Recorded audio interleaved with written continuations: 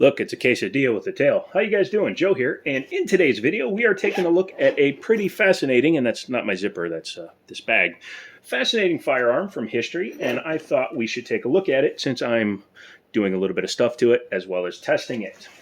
To those of you that are coming over from the short side of YouTube, welcome. Thank you guys for your new subscriptions, and hopefully you can get more in-depth answers from these kind of videos. So don't forget to get subscribed. Leave me comments, especially questions. I like those.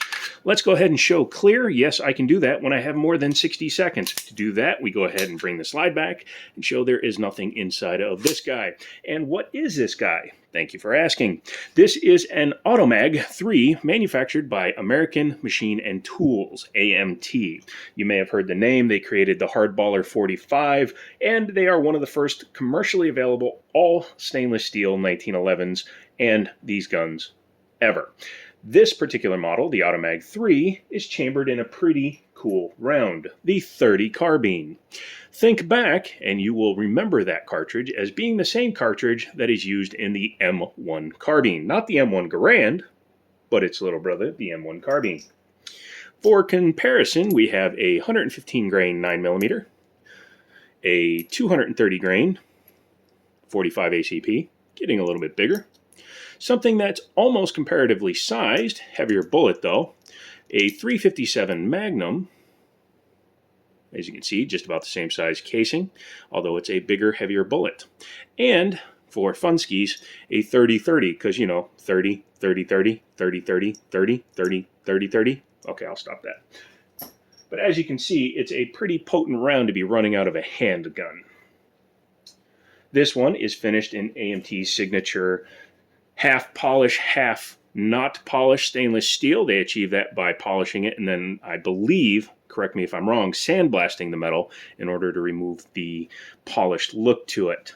This one is on loan to the store because we are actually function testing this gun. This gun was purchased new by its owner and, believe it or not, has had a total of 7 rounds put through it. Unfortunately, the gun was giving the owner some problems because they had actually swapped out from the original slide. You can do that, believe it or not. We're going to leave that out because it comes with a tool that we're going to need to take a look at. Started in 1992, killed in 2001. There are guns from the Automag family, like the Automag V, which shoots 50 AE, which I would love to get my hands on. Apparently it shoots like a Desert Eagle, but with even less hand cushioning, so that would be interesting. As well as 44 Magnum, and a company called Auto Space Mag just came out with a 44 Magnum version of the Automag. Apparently they bought the rights to the name. Taking a walk around the outside, it looks like a 1911. Just a 1911 if, you know, they did the steroids. For a size comparison, this is a Glock 32. Ignore the fact that it's 357 SIG. The reason I have it out is because it is the same size as a Glock 19. So could you imagine carrying that back in the day? Oh, look at the little gun. Oh, look at the big gun.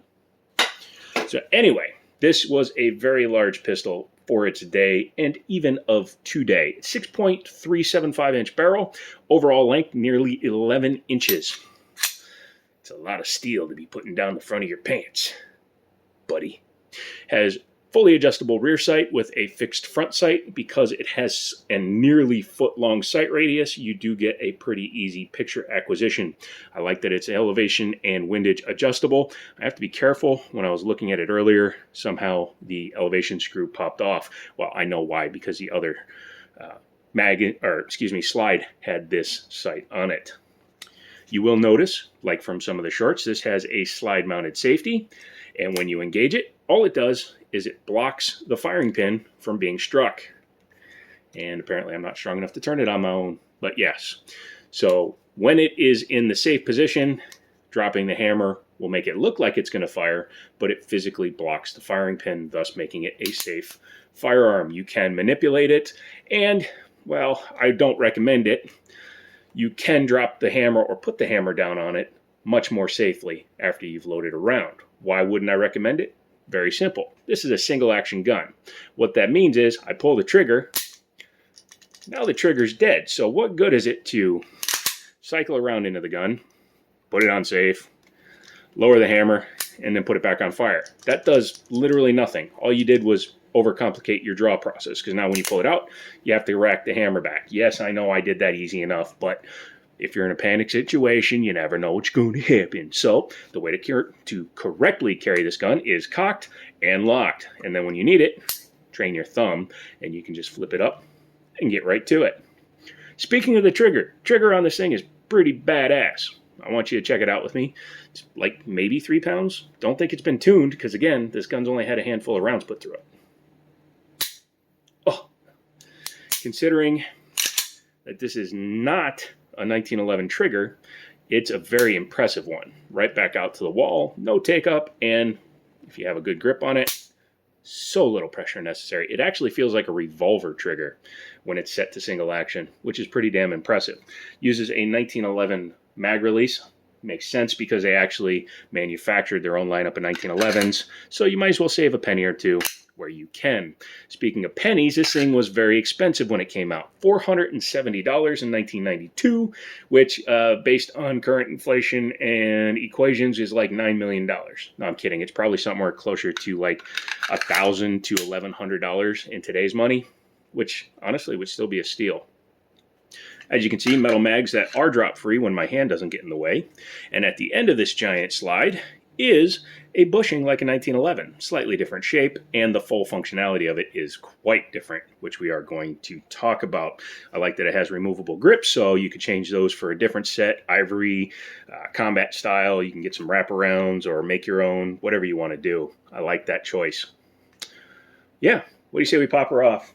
Not pop her off, that would be firing it. What do you say we pop the top off and take a look at it before we do, since I've been manipulating it and putting the mag in. One for the safety Nazis, of which I am a closet safety enthusiast. I'm not a closet Nazi. Don't clip this. But anyways, once you've done that, you can go ahead and leave the hammer back. It's not going to play any part in this. This is unlike a 1911. You don't need to engage a manual safety to lock the slide forward because, well, you don't need to do that. If you look here on the slide, you'll see it only has one notch cut out. What we're going to do, there are multiple ways of doing this, but this is the way we're doing it today. We are going to bring it back until the front of the slide lock slide release is visible in that window. Once you've done that, grab a polymer-based mag, because this is super tight and I don't want to damage the stainless, and push it out. Who knew? Polymer actually works on a gun. Pull out your slide lock slide release, and then while the gun is upside down, I'm just going to go ahead and release it and take the frame off. There's a very specific reason for that, and it has more to do with reassembly, but because of the way we just took it apart, I do like to at least be a little bit more careful. We'll use the flattened tail taco to hold it, and we're going to grab our bushing tool. By the way, Liberty Arms, check them out. We've been getting all kinds of stuff like this in on trade. This one, again, is a personal item for a customer, but you never know when something may walk in. And I may or may not have asked if we could buy it. You will get your bushing tool. It is different from a 1911 because of the shape of this, but it does function exactly the same way, only you're going to hold it upside down. A typical one would go on like there. This one, you're going to push and engage with the face like this. Once you've done that, you simply turn the bushing until it does this. Be careful under a ton of tension. Here's where you need to be careful. Once you release that tension, the guide rod is going to want to come forward. That's fine. The problem with it is there's a plunger in the back of it. And with that plunger also comes a spring that doesn't want to come out. Anyways, we'll get it out in a second, unless it fell out onto my couch, my wonderful, glorious couch that you guys love and talk about. Nope, it's still in there. So just be very careful when we're doing this. What that will allow us to do, though, is put the guide rod back far enough to use our bushing tool once again to then turn the bushing the other way, because just like a 1911, it has to come back over this way in order to release it. It's not going to hurt it doing this, so there you go. Pop her out. Once you've done that, it will let the barrel drop down just far enough for you to lift the guide rod over the back of the dropped link. The spring is sticking inside of it, and well, I'd rather not lose it. So trust me, there's a little spring in here. You can see it's the springy going sprungy. So don't lose that. It's also a pain in the ass when we reassemble it. But once you've done that, just like in 1911, disengage the lugs and pull it out the front of the slide. Barrel is very longo, very well made. And as you can see, it uses a cam link style. It's not a drop link because it's fixed in position. So there you go. There's the slide. I will point out, it might be difficult to see on video, but there's 2 marks inside there by the locking lugs. That's what was the problem with this gun. It was so dry when I pulled it out of the box, it was absorbing oil like a sponge and still looking dry. That means that when this gun fired and these disengaged and these rails started moving, this thing was like an engine with no oil trying to rev from 0 to 10,000. In fact, back here, I took some steel wool and I made it a lot smoother and put just enough oil to make it slick, but this was completely dry and it was grabbing the slide. So, if you have a very old gun, you should probably take really good care of it and oil it, even if you're not planning on using it. This gun has sat since 1992. I've seen the receipt. This is 30 years old. It's a first-year gun. And it is drier than the Sahara or a date you pissed off. So, oil it and you should be good. I'm talking about the gun, not your date. Unless you're into that. Anywho, taking a look inside, you can see the safety here in action. Just takes that block and flips it over so that it completely blocks the firing pin. It's very stiff because, again, this gun has very low round count to it. Yeah, pretty cool. The front sights are actually screwed into place, which is pretty impressive. That's why they're still on the other slide, and this one is held in place by that screw, and it drops in and screws down. Very nice gun. Has a little bit of burnishing here. I've oiled it. I'm not sure if that was from hand oils or what, but yeah, overall this gun is as nice as it can possibly be, and he wants me to shoot it, so that'll be cool. Make sure you come back for that shorts. Now, let's reassemble her. In order to do that, it's the reverse. Well, actually, before we do that, let's take a look at the frame. Looks like a 1911 frame, doesn't it? Very similar. Nice long rails, all metal construction. However, if you look down this side, you'll see you cannot see the trigger bar. I'm holding the trigger, and I mean the hammer, so it's not going to go anywhere. But if you look, you can see the trigger bar is only single-sided.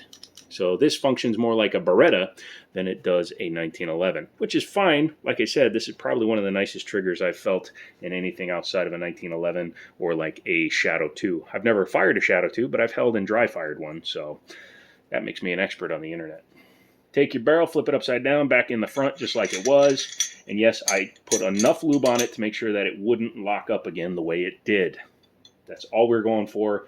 Customer doesn't want us to go nuts. I'm not going to drip it with oil, and I'm not going to take a Dremel to the inside of the slide like I might have if I was insane.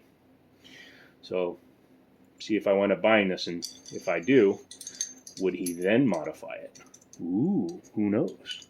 And why is he talking still? Well, he's doing that to hide the fact that he's trying to put the gun back together. So you put your bushing in. What I tend to do is once you put the guide rod back in, I hold it down and in position, either from here or from up here, so that I can get the guide rod out of the way. And this is also backward from a 1911 when we get to the next step, because typically for a 1911, and you can tell me if you do this, for a 1911, I tend to wait to put the recoil spring in until after I have the gun mostly reassembled. But in this case, actually, a necessity. So go ahead and take this, put your spring back on. This is closed on both ends. Typically I tell you to watch that, but you don't have to in this case. And then you're going to take your plunger, put it back over your guide rod, and this is where it's a little bit less fun. Once you've compressed it, it should hold the end of the plunger down. Like I was saying, this is the part that sucks because you got to get it on there. Oh, that wasn't that bad this time. All right.